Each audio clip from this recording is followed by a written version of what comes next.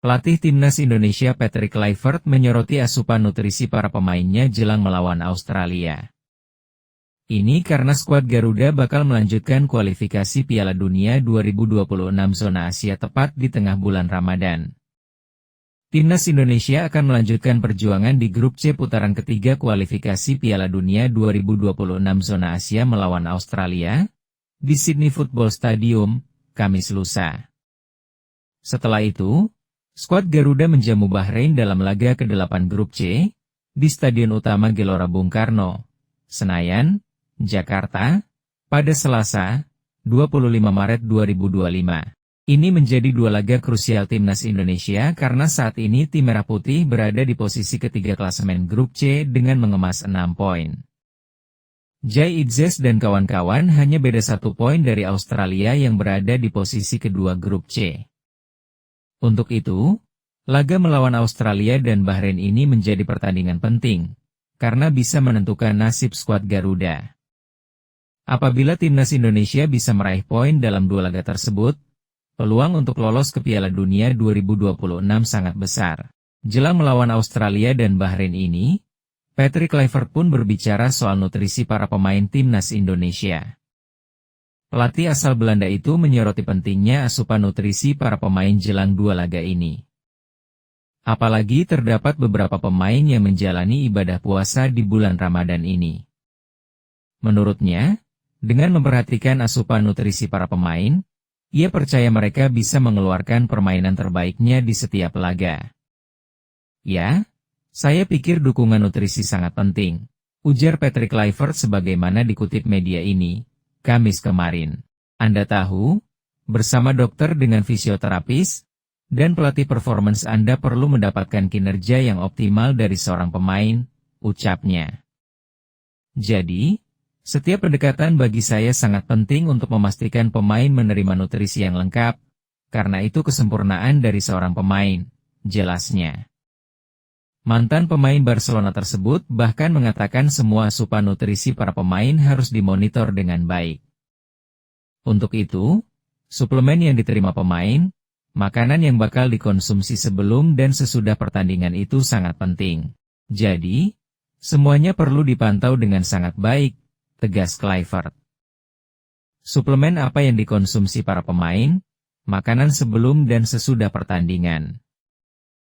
Mantan pelatih Curaçao itu mengatakan bahwa nutrisi para pemain ini harus diperhatikan dengan baik jelang lawan Australia dan Bahrain. Pasalnya, pertandingan ini bakal berlangsung di tengah bulan Ramadan. Ditambah lagi persiapan tim Merah Putih tak panjang, sehingga ia ingin memastikan asupan nutrisi Rizky Ridho dan kawan-kawan terpenuhi dengan baik. Anda tahu kita dalam waktu singkat dengan bersama-sama kami memainkan 2 pertandingan dalam waktu yang sangat singkat, kata Kluivert. Jadi, bagi saya performa seseorang pemain adalah hal yang paling penting. Jadi, kami harus tampil baik dan nutrisi itu penting, ungkapnya. Dari sudut pandang saya untuk memberikan dukungan terbesar kepada setiap pemain dan kami juga harus mengambil alih karena kami memiliki pemain yang sedang menjalani puasa Ramadan. Jadi, di waktu-waktu khusus mereka perlu memiliki bahan bakar khusus bagi tubuh untuk tampil dengan tepat pada tingkat yang tepat juga, tuturnya.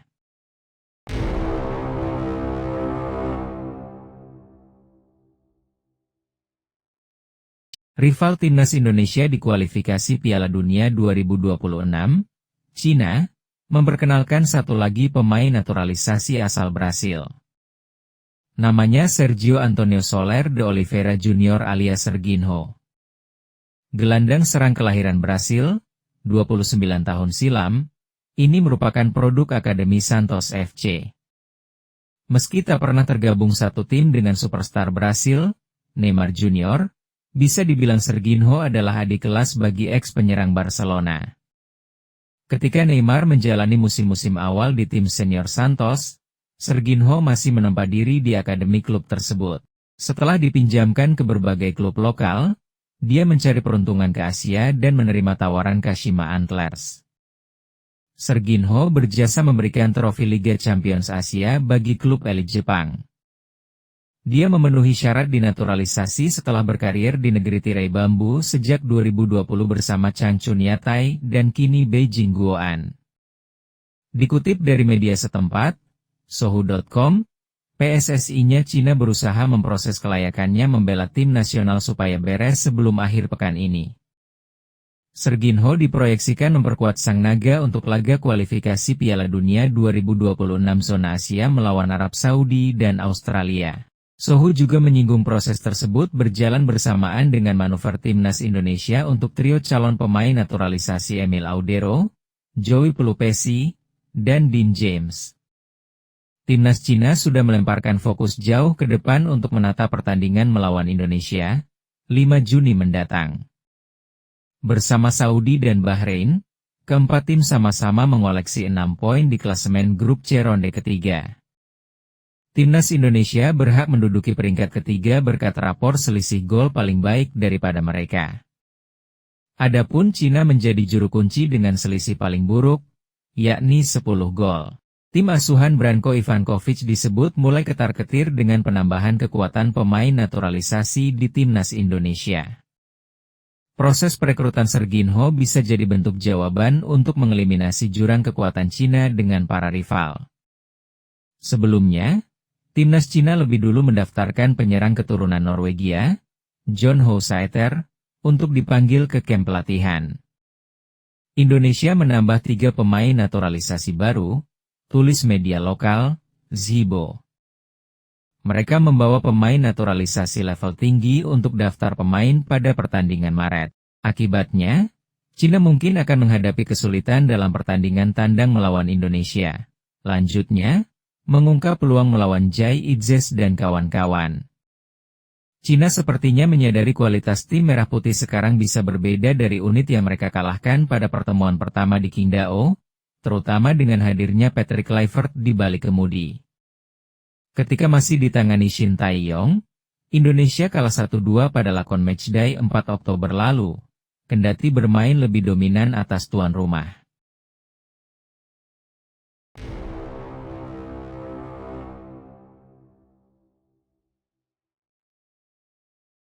Timnas Indonesia masih belum mendapatkan izin dari FIFA untuk memainkan Emil Audero, Dean James, dan Joey Pelupesi untuk laga-laga kualifikasi Piala Dunia 2026.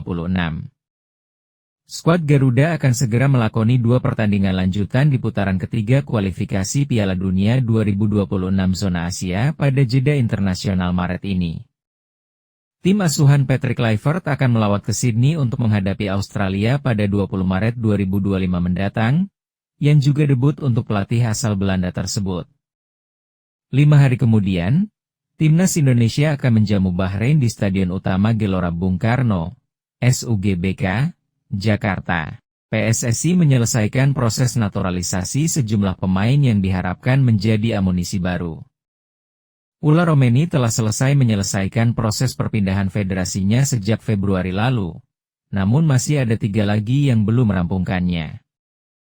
Emil Audero, Dean James, dan Joey Pelupesi resmi disumpah sebagai warga negara Indonesia, WNI, pada Senin lalu di Roma, Italia. Namun, mereka bertiga masih belum mengantongi izin perpindahan federasi, yang mana batasnya adalah pada hari Kamis ini. Audero sebelumnya bermain untuk timnas Italia, jadi perlu diurus perpindahannya dari Federasi Sepak Bola Italia, FIGC, kepada PSSI.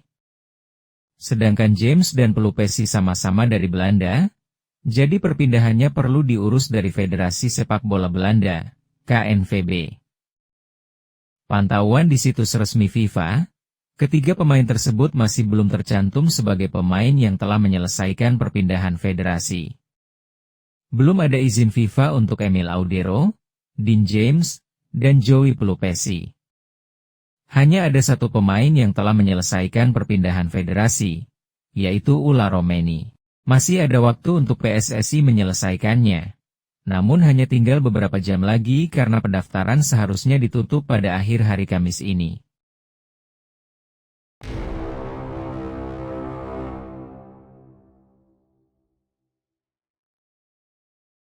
Babak kualifikasi Piala Dunia 2026 semakin lama semakin memanas.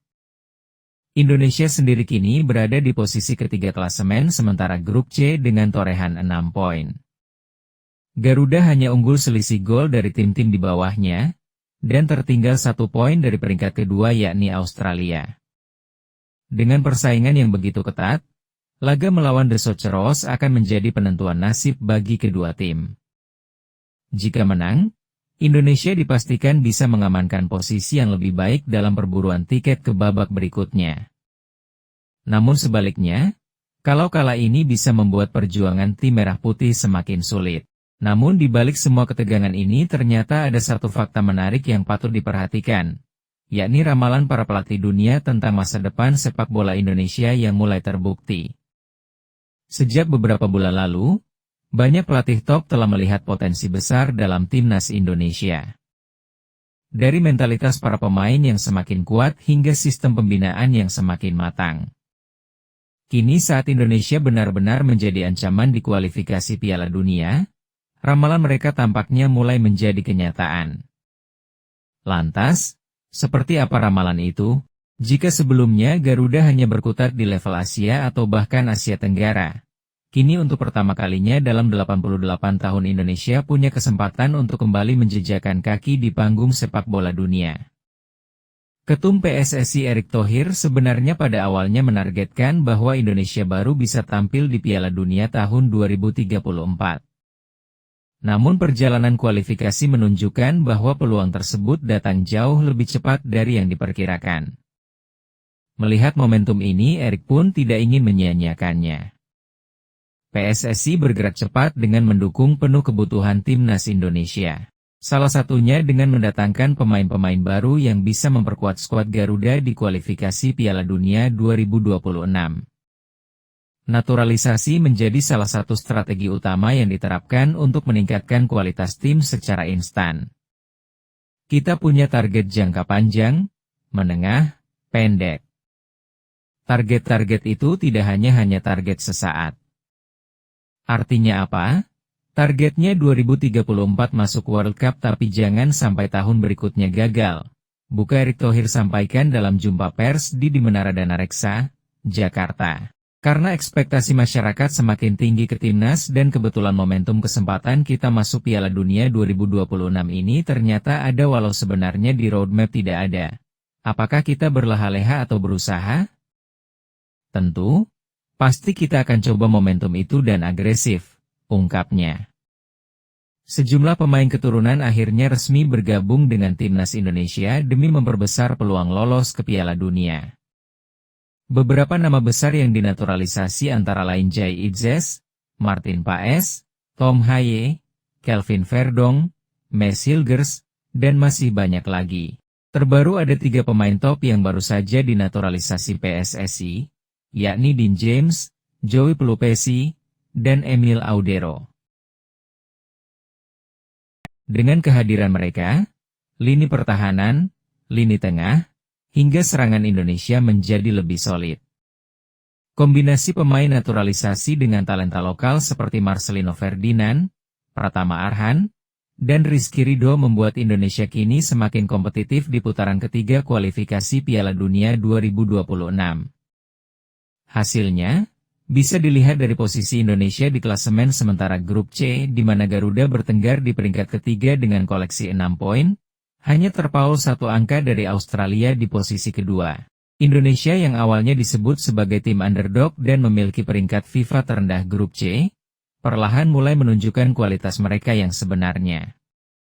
Jika melihat dari klasemen, laga melawan Australia tentunya akan menjadi pertandingan yang sangat panas dan menentukan nasib Indonesia.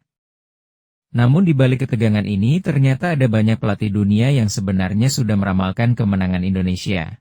Salah satunya adalah Roberto Mancini ex-pelatih timnas Italia, Arab Saudi dan Manchester City.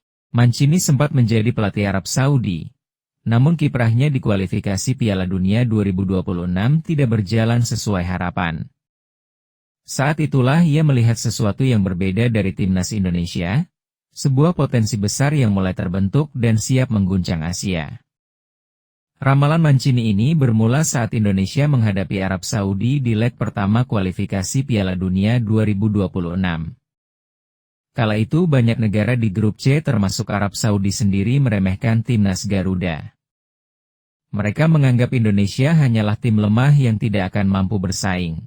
Namun sebagai pelatih profesional, Mancini justru punya pandangan yang berbeda. Mendengar anggapan itu ia marah dan bahkan berani menyebut bahwa Arab Saudi lebih menyedihkan dibanding Indonesia. Ini adalah tim yang terhormat dan tidak mudah seperti yang diharapkan beberapa orang. Karena memiliki sekelompok pemain profesional yang hebat, tidak seperti Arab Saudi, yang menderita karena sedikitnya pemain yang bermain di Liga Eropa, ujar Roberto Mancini dikutip dari Quora. Pada akhirnya hasil imbang 1-1 di leg pertama membuat karir pelatih Italia itu berakhir tragis. Arab Saudi akhirnya mengambil keputusan ekstrim dengan memecat Roberto Mancini, berharap pergantian pelatih bisa membawa perubahan bagi The Green Falcon.